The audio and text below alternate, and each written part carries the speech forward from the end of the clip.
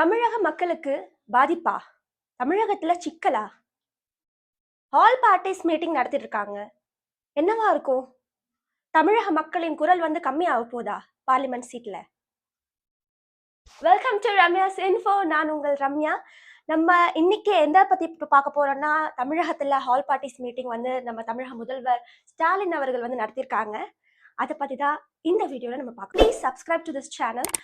So last மறக்காம இந்த video ஃபுல்லா பாருங்க. அப்போதான் லாஸ்ட்ல உங்களோட கமெண்ட்டை நீங்க பதிவிட முடியும். ஸோ ஓகே, நம்ம வீடியோக்குள்ள போகலாம்.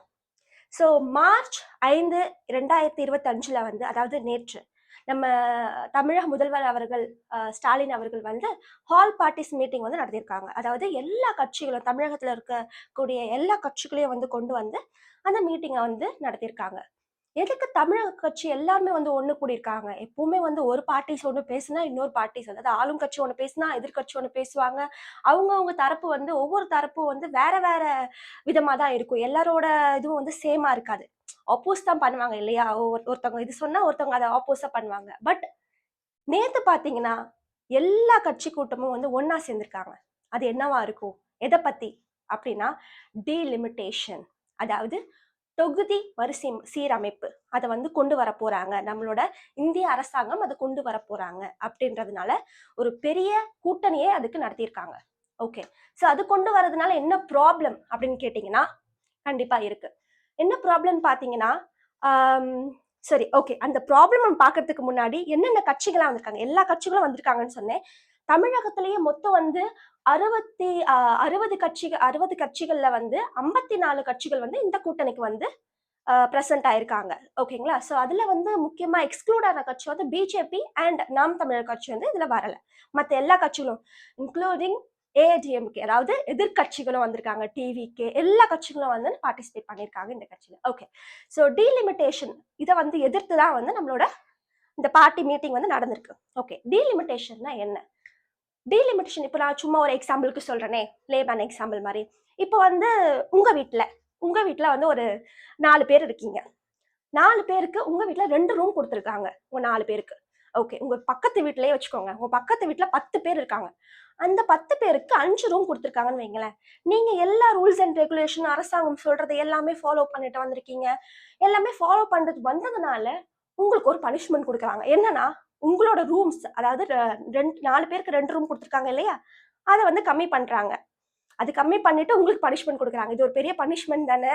ஸோ அதாவது அரசாங்கம் சொன்ன ரூல்ஸ் அண்ட் ரெகுலேஷன்ஸ் ஃபாலோ பண்ணதுக்கு உங்களுக்கு பனிஷ்மெண்ட் கொடுத்த மாதிரி ஆயிடுது. ஸோ அதான் சிம்பிளா இதுக்கு பேர் தான் டீலிமிட்டேஷன். இப்போ என்னன்னா, 1971 நமது இந்திரா காந்தி அவர்கள் தான் முதல்வரா இருந்திருக்காங்க.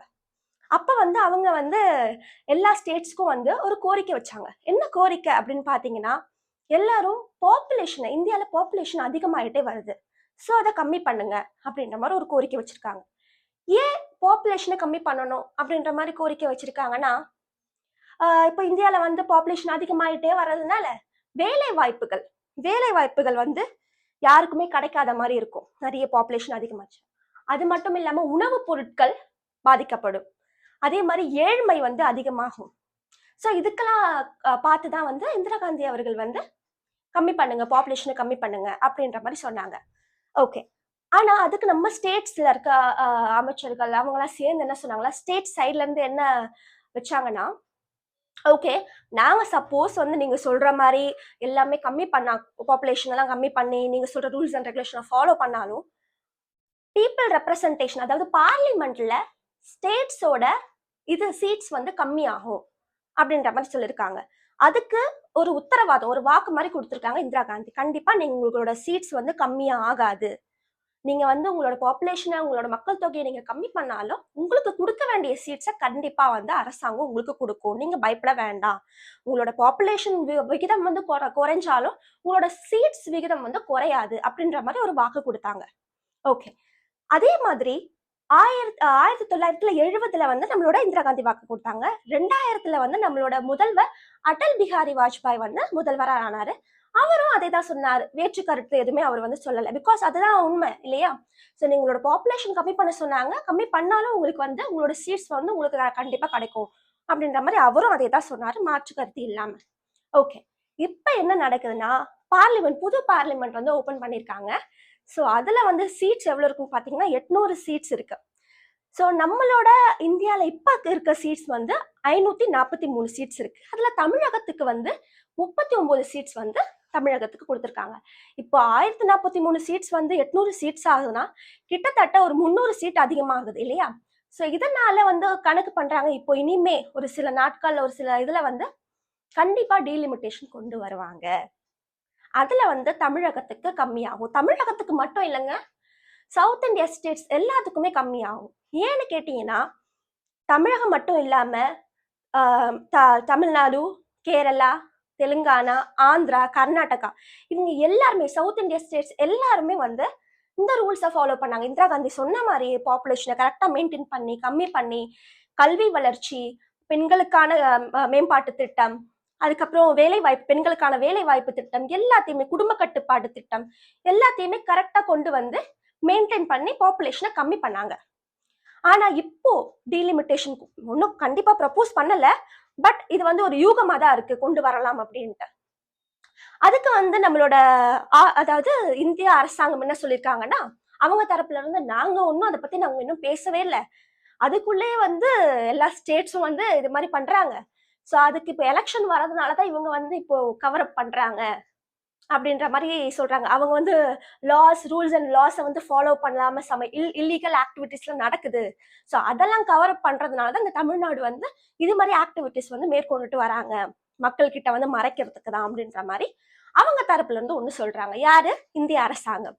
ஓகே, ஸோ இப்போ என்னன்னா, சப்போஸ் வந்து இது மேம்பட்ட டீலிமிட்டேஷன் கொண்டு வந்தாங்கன்னா, அதாவது 1971 வச்ச டீலிமிட்டேஷன் இல்லாம 2011 சென்சஸ் படி ஃபாலோ பண்ணிட்டு வந்தாங்கன்னா என்ன ஆகும்னா, தமிழக மக்களின் குரல் வந்து கம்மியாகும் எங்க பார்லிமெண்ட்ல.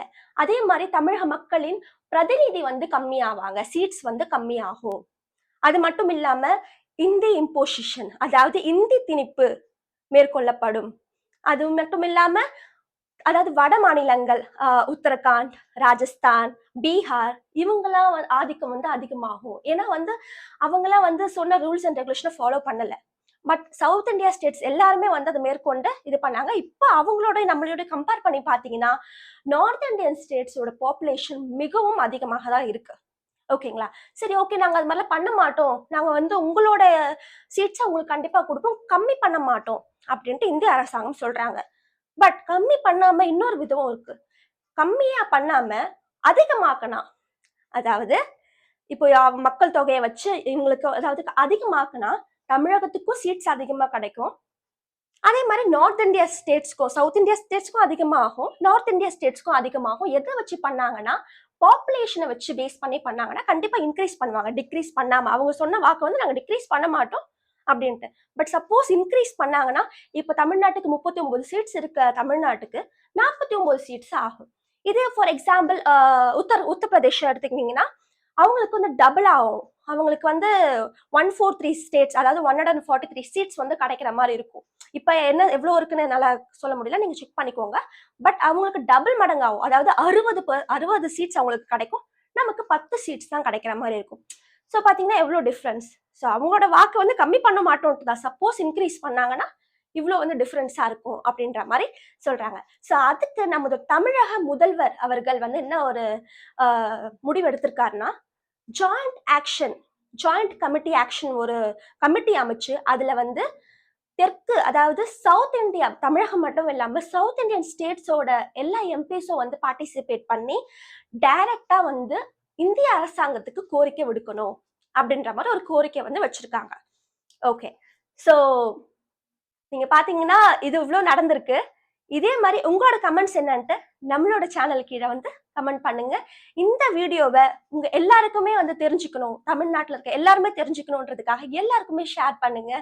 நன்றி, வணக்கம்.